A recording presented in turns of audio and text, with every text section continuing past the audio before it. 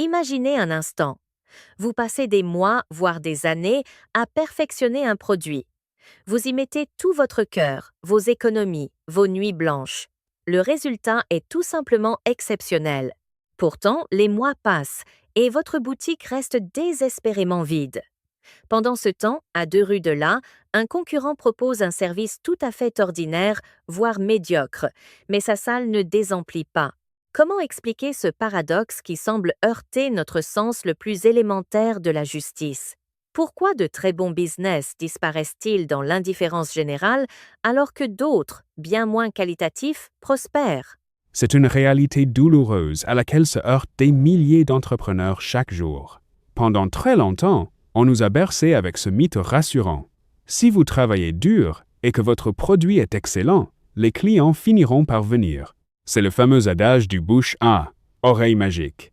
Mais aujourd'hui, ce modèle est obsolète. La qualité n'est plus le facteur de survie numéro 1 d'une entreprise. Le véritable champ de bataille actuel, c'est l'attention. Nous vivons dans une économie de l'attention où le bruit numérique est constant. Si vous n'êtes pas visible, vous n'existez tout simplement pas, quelle que soit la valeur de ce que vous proposez. C'est une vision assez cynique de l'entrepreneuriat, non? Cela signifie-t-il que le talent et le travail bien fait sont devenus secondaires face au marketing et au bruit médiatique? Ce n'est pas tant du cynisme qu'un constat lucide sur l'évolution de nos comportements de consommation. Regardez comment nous prenons nos décisions aujourd'hui. Quand vous cherchez un restaurant, un artisan ou même un logiciel, quel est votre premier réflexe? Vous sortez votre téléphone. Vous faites une recherche rapide, vous regardez les premiers résultats, les avis, les publications récentes. Si un commerce exceptionnel n'a aucune présence en ligne, s'il n'apparaît pas sur votre écran, il est invisible à vos yeux. Le consommateur moderne ne cherche plus activement la perle rare cachée au fond d'une ruelle sombre. Il choisit parmi les options qui se présentent à lui sur son écran. L'injustice numérique réside là. Un business moyen mais ultra visible l'emportera presque toujours sur un business excellent mais invisible. C'est terrible pour l'artisan ou le créateur qui consacre tout son temps à son art. Mais alors, comment en est-on arrivé là? Est-ce uniquement la faute des algorithmes ou y a-t-il un changement plus profond dans notre manière de prêter attention aux choses? Les deux sont liés.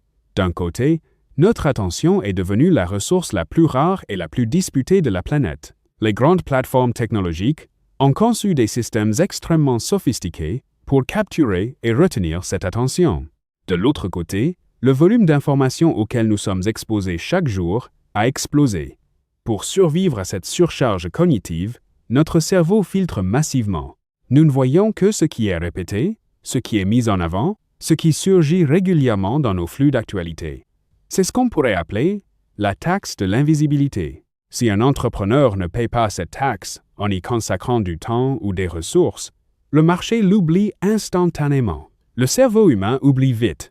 Et dans le monde digital, l'oubli est synonyme de mort commerciale. Et le drame dans tout cela, c'est que beaucoup d'entrepreneurs interprètent cette absence de clients comme un problème de produit. Ils se disent que si les gens n'achètent pas, c'est parce que leur produit n'est pas encore assez bon. Alors ils redoublent d'efforts, améliorent encore la qualité, s'enferment dans leur atelier, s'épuisent et s'isolent encore plus du monde extérieur. C'est un cercle vicieux, dramatique. Vous touchez du doigt le cœur du problème. C'est un piège psychologique redoutable. L'entrepreneur perfectionniste pense que la solution est technique.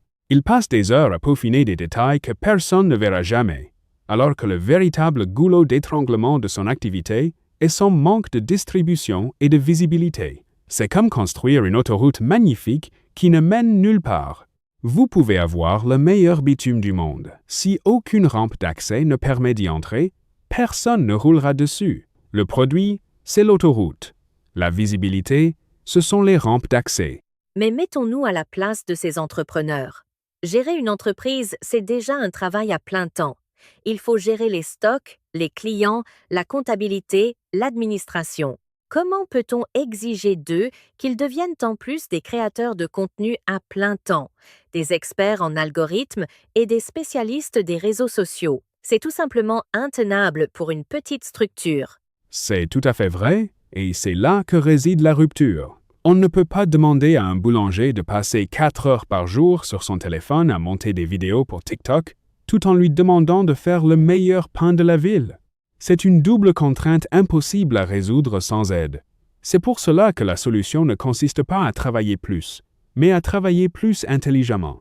Il faut automatiser et systématiser la visibilité de la même manière qu'on automatise la facturation ou la gestion des stocks. Des outils et des solutions comme Viral Follow ont été créés précisément pour répondre à ce besoin. L'idée est de permettre à ces entreprises de rester présentes, de publier, de communiquer et de répondre aux interactions de manière fluide et continue sans que cela ne devienne un second métier chronophage. Donc, l'enjeu n'est pas de devenir une star d'Internet ou de chercher la célébrité pour elle-même, mais plutôt de maintenir un niveau de présence minimal mais constant pour ne pas être effacé de la carte mentale des clients potentiels. Exactement. C'est une question de constance et de récurrence. L'esprit humain fonctionne par familiarité. Plus nous voyons une marque ou un commerce passer devant nos yeux, plus nous développons une confiance inconsciente envers elle. C'est ce que les psychologues appellent l'effet de simple exposition. Si vous apparaissez régulièrement sur le téléphone d'un client local, le jour où il aura besoin de votre service, c'est à vous qu'il pensera en premier. Ce n'est pas de la magie, c'est de la psychologie cognitive appliquée au commerce. L'automatisation intelligente permet de maintenir ce fil conducteur avec l'audience sans y perdre son âme ni son temps. Mais est-ce qu'on ne risque pas de perdre en authenticité? Si tout est automatisé ou délégué à des outils, est-ce que la relation client ne devient pas un peu froide, un peu artificielle? C'est une objection que l'on entend souvent de la part des artisans ou des professionnels libéraux qui valorisent le contact humain direct. C'est une objection légitime, mais elle repose sur une mauvaise compréhension du rôle de la technologie. L'automatisation de la visibilité ne remplace pas la relation humaine, elle la rend possible. Si votre entreprise ferme ses portes parce que personne ne sait que vous existez, vous n'aurez plus aucune relation humaine à entretenir. Le rôle de la technologie ici est d'agir comme un pont. Elle s'occupe de la phase de découverte et de rappel pour que vous puissiez vous concentrer sur ce que vous faites de mieux. Accueillir le client, lui offrir une expérience exceptionnelle et créer ce lien humain unique. L'outil gère le bruit de fond numérique pour que vous puissiez gérer la mélodie de la relation client. En somme, c'est utiliser la technologie pour protéger son temps et son savoir-faire, plutôt que de se laisser submerger par elle. C'est une réconciliation nécessaire entre le monde physique de la création et le monde virtuel de la distribution. Absolument, et c'est une transition cruciale pour la survie de notre tissu économique local. Si nous laissons uniquement les grandes franchises ou les entreprises ultra-digitalisées monopoliser l'attention, nous allons vers une uniformisation terrible de nos modes de consommation. Soutenir les bons business, c'est aussi leur donner les armes technologiques pour se battre à armes égales dans cette guerre de l'attention. C'est une question de survie culturelle et économique. Alors, que devrions-nous retenir de cette réflexion? Si vous deviez donner un conseil de départ à un entrepreneur qui se sent invisible aujourd'hui, quel serait-il? Le premier pas est d'accepter que la visibilité fait partie intégrante de la valeur de votre produit. Un excellent produit que personne ne connaît a une valeur sociale nulle.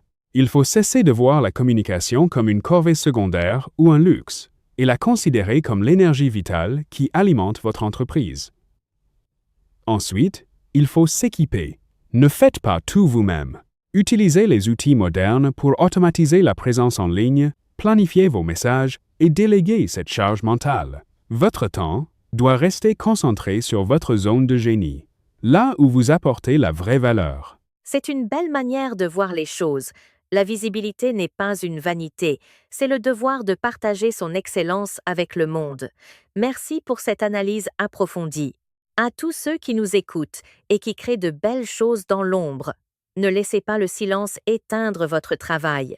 Prenez la parole, montrez-vous, et utilisez les bons outils pour que votre lumière atteigne enfin ceux qui vous cherchent sans le savoir.